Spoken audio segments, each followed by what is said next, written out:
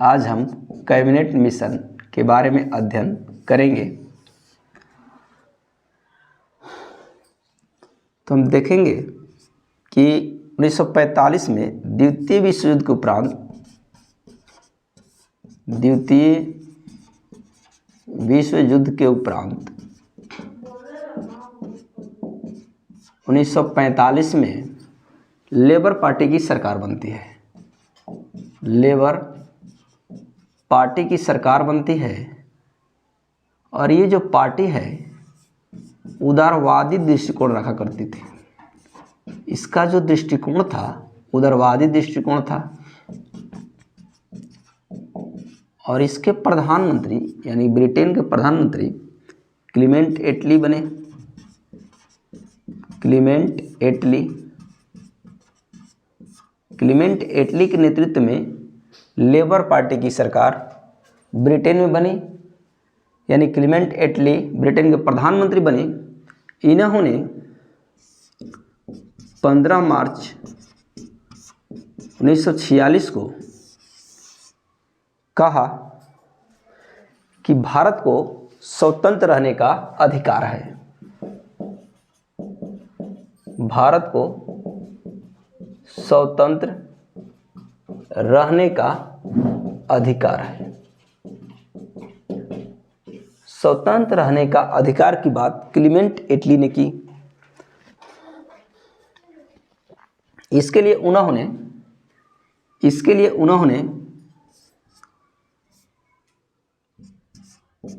Cabinet mission India भेजा। और ये जो कैबिनेट मिशन है त्रिसदस्यीय मिशन था। इसमें 3 सदस्य थे। तब देखेंगे कैबिनेट मिशन में लॉर्ड पैथिक लॉरेंस,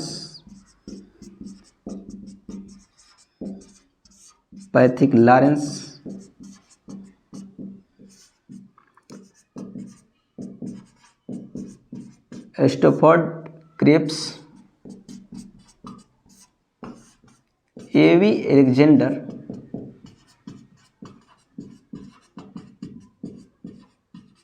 ये 3 सदस्य थे कैबिनेट मिशन में। इसमें हम देखेंगे कि लॉर्ड पैथिक लॉरेंस ये कैबिनेट मिशन की अध्यक्षता कर रहे थे, यानी कैबिनेट मिशन के अध्यक्ष थे लॉर्ड पैथिक लॉरेंस और ये भारत सचिव थे।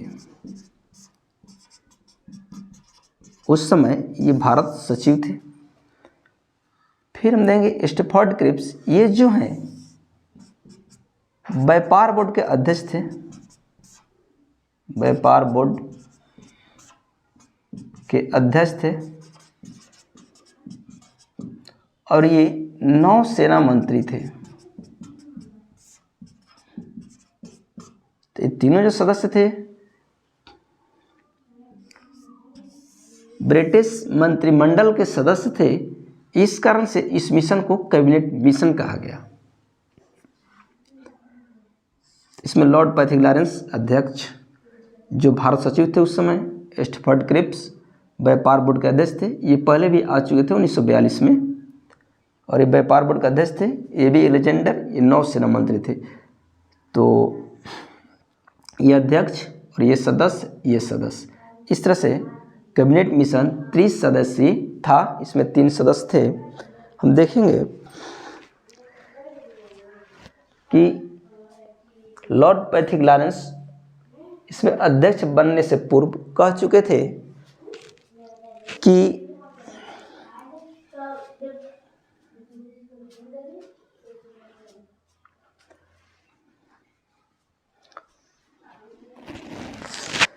भारत से जो बातचीत चल रही है, यानी भारत से जो स्वतंत्रता की बात चल रही है, स्वतंत्रता भारत को स्वतंत्र कराने की जो बात चल रही है उसको आगे भी जारी रखा जाए, क्योंकि यह संपूर्ण विश्व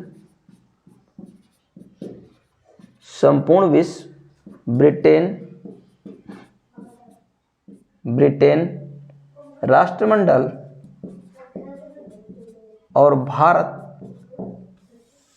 की शांति के लिए जरूरी है कि भारत को स्वतंत्र कर दिया जाए और इसकी जो वार्ता हो रही है इसको आगे जारी रखा जाए। सर्वप्रथम इन्होंने कहा कि ब्रिटेन राष्ट्रमंडल भारत की शांति के लिए जरूरी है कि भारत साथ वार्ता जो है जारी रखी जाए और इसका जो रिजल्ट हो वार्ता का सफल हो। इनका कहना था कि भारत के साथ स्वतंत्रता के लिए वार्ता जारी रखा जाए और इसका जो रिजल्ट दिया जाए वार्ता का उसको सफल किया जाए, असफल न किया जाए।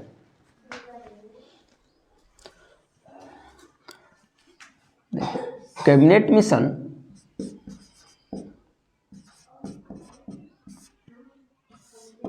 24 मार्च 1946 को इंडिया आता है और शिमला में एक सम्मेलन होती है। शिमला में एक सम्मेलन होती है। कैबिनेट मिशन शिमला में एक सम्मेलन कराती है और ये जो सम्मेलन है त्रिपक्षीय होती है। एक तरफ कैबिनेट मिशन के सदस्य, कैबिनेट मिशन, एक तरफ कांग्रेस और एक तरफ मुस्लिम लीग। ने तीन पक्ष यहाँ पर उपस्थित होते हैं शिमला में और शिमला में एक सम्मेलन होता है, समझौता होता है तीनों के बीच। और देखेंगे कि ये तीनों जो पक्ष हैं कैबिनेट मिशन, कांग्रेस और मुस्लिम लीग, तीनों में 3-3 सदस्य थे। नोट कीजिएगा, जो शिमला में समझौता हो रहा था, वार्ता हो रही थी, उसमें हर एक पक्ष में 3-3 सदस्य थे। कांग्रेस के भी 3, मुस्लिम लीग के भी 3 थे। फिर 16 मई और ये जो सम्मेलन हुआ 5 से 11 मई के बीच हुआ। 5 से 11 मई 1946 के बीच ये सम्मेलन हुआ, ये वार्ता हुआ। और 16 मई 1946 को कैबिनेट मिशन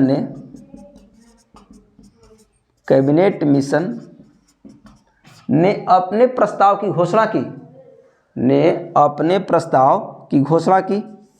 जो इसका प्रस्ताव था, इसके प्रस्ताव की घोषणा 16 मई 1946 को ही। कैबिनेट मिशन के प्रस्ताव की घोषणा 16 मई 1946 को की गई। अब हम देखेंगे इसमें कौन कौन सी बातें थी।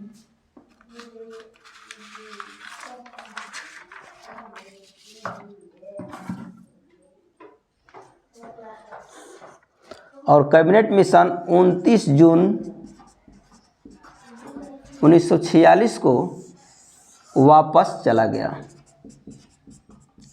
ब्रिटेन चला गया। यानी कि 24 मार्च 1946 को भारत आई। शिमला में एक सम्मेलन हुआ 5 से 11 मई। 16 मई को इन्होंने अपने प्रस्ताव की घोषणा किया और 29 जून 1946 को वापस ये लोग ब्रिटेन चले गए। अब देखेंगे कि ये जो प्रस्ताव है, ये जो मिशन है, क्या क्या प्रस्ताव रखी थी, उस बात को हम देखेंगे।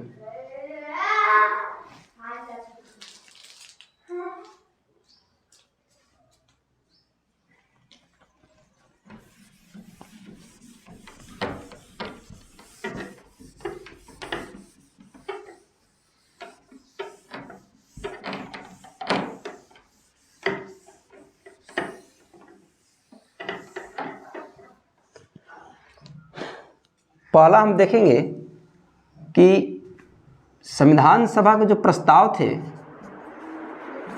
कैबिनेट मिशन के प्रस्ताव, कैबिनेट मिशन के प्रस्ताव हम देखेंगे। इस प्रस्ताव में ये बातें थी कि भारत के लिए एक संविधान निर्माण के लिए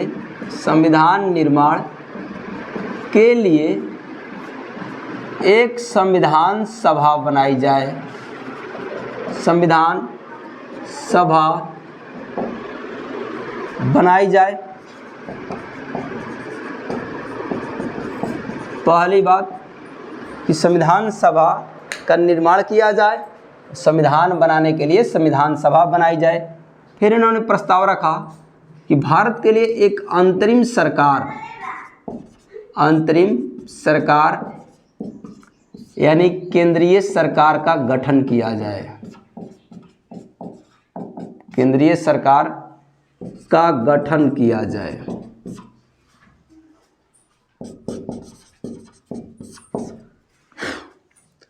तो इस विषय में 2 प्रस्ताव, संविधान निर्माण के लिए संविधान सभा का गठन किया जाए और अंतरिम सरकार या केंद्रीय सरकार का गठन किया जाए, ये था। और इन्होंने मुस्लिम लीग के पाकिस्तान के मांग को ठुकरा दिया था। पाकिस्तान की मांग को, पाकिस्तान की मांग को ठुकरा दिया था और इसका कहना था कैबिनेट मिशन का कि संप्रदाय के आधार पर भारत के विभाजन होने से अल्पसंख्यकों का कल्याण नहीं हो सकता है। यानी कि अल्पसंख्यकों की सुरक्षा जो है केवल भारत के बंटवारे से ही नहीं हो सकती है, इसलिए पाकिस्तान की मांग को कैबिनेट मिशन ने ठुकरा दिया था।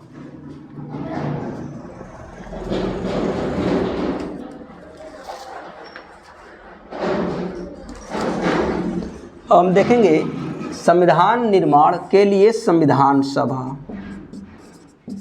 संविधान निर्माण के लिए संविधान सभा।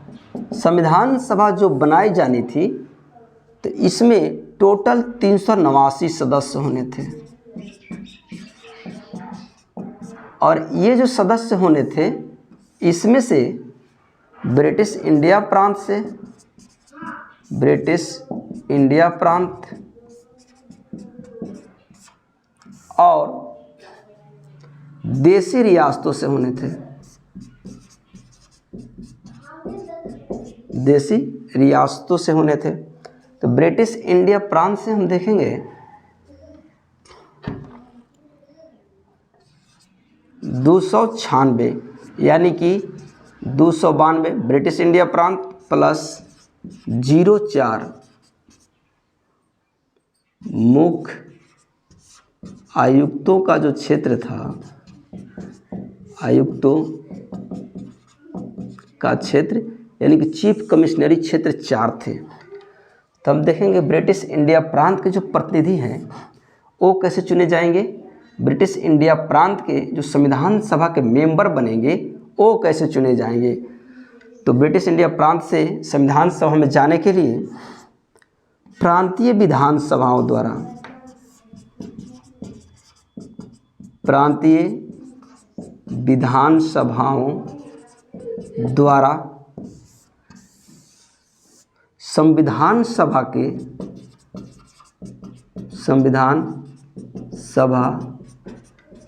के सदस्य का अप्रत्यक्ष निर्वाचन होना था, अप्रत्यक्ष निर्वाचन होना था। यानी कि जो संविधान सभा के मेंबर प्रांत से चुने जाएंगे तो प्रांतीय विधान सभा के जो सदस्य होंगे उनके द्वारा अप्रत्यक्ष रूप से संविधान सभा के सदस्य चुने जाएंगे। फिर इसके बाद देखा जाए, हाँ यहाँ नोट कर लीजिएगा कि संविधान सभा के जो मेंबर चुने गए थे वो वयस्क मताधिकार के आधार पर नहीं, वयस्क मताधिकार के आधार पर नहीं चुने गए थे। आप याद रखेंगे प्रांतीय विधानसभा के सदस्यों के द्वारा अप्रत्यक्ष रूप से निर्वाचित हुए थे।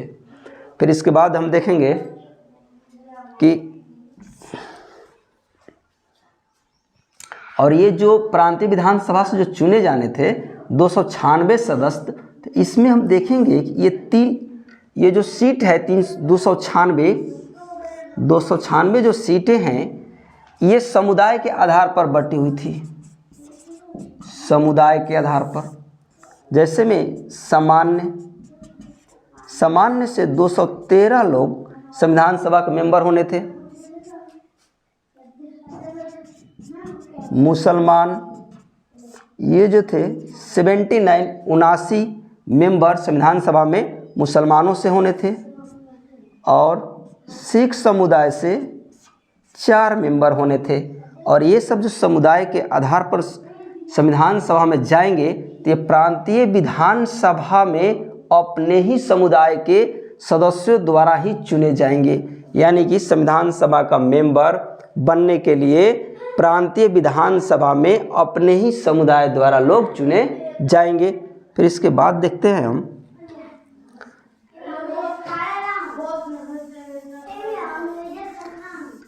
और ये जो ब्रिटिश इंडिया प्रांत है इसकी संख्या 11 थी, इसकी संख्या 11 थी। तो और ये जो प्रांत थे इसको भी 3 श्रेणियों में बांटा गया था। जो ब्रिटिश इंडिया प्रांत थी उसको भी 3 श्रेणियों में बांटा गया था। ब्रिटिश इंडिया प्रांत को, ब्रिटिश इंडिया जो प्रांत थे इसको 3 श्रेणियों में बांटा गया। क, ख, ग। क में देखेंगे हम बम्बई, बिहार, संयुक्त प्रांत, मध्य प्रांत,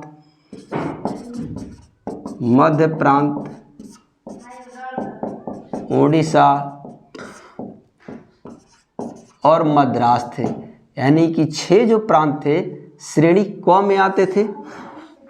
और देखेंगे कि श्रेणी ख में पश्चिमोत्तर, पश्चिमोत्तर प्रांत, सिंध, पंजाब और सिंध आते थे। जबकि ग श्रेणी में हम देखेंगे असम और बंगाल आते थे। तो आप देखिएगा ये जो ब्रिटिश इंडिया प्रांतों का जो विभाजन हुआ, तो इसमें देखिएगा कि ये जो विभाजन हुआ प्रांतों को, तो मुसलमानों को खुश करने के लिए हुआ, मुसलमानों को खुश करने के लिए किया गया। क्योंकि देखेंगे मुसलमान यहाँ पर जो मुस्लिम बहुल राज्य हैं यहाँ पर मुख्यमंत्री के रूप में चुने जाएंगे और यहीं से इनकी जो पाकिस्तान की मांग है जीवित रहेगी। पाकिस्तान की मांग को कैबिनेट मिशन ने और जीवित कर दिया, उसको और अग्नि का काम किया। क्योंकि प्रांतों के जब बंटवारे हुए तो ये जो है समुदाय के आधार पर देखेंगे कि मुस्लिम बहुल इलाके अलग कर दिए गए, हिंदू बहुल इलाके अलग कर दिए गए। तो ऐसे स्थिति में यहाँ असम, बंगाल, सिंध, पश्चिमोत्तर प्रांत ये सब जो राज्य हैं यहाँ पर मुस्लिम आबादी अधिक थी। ऐसे में यहाँ पर मुसलमान का ही मुख्यमंत्री चुना जाना तय था, यानी मुस्लिम लीग की विजयी होनी तय थी। ऐसे स्थिति में जो पाकिस्तान की मांग थी वो जीवित रही।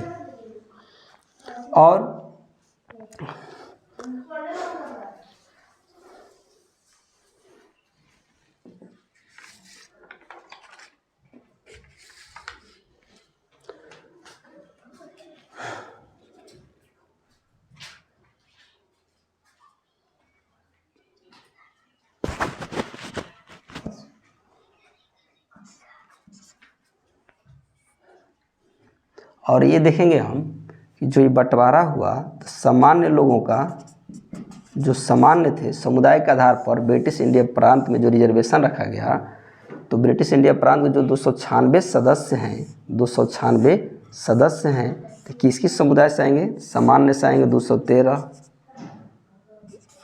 मुसलमान आपका 79 और सिख 4, टोटल 296। माने जो 296 सदस्य थे, सामान्य 213 थे, उसमें मुसलमानों के लिए 79 था और सिख के लिए 4 सीटें रिजर्व रखी गई थी। उन्हें बंटवारा कर दिया गया था संविधान सभा सदस्यों का।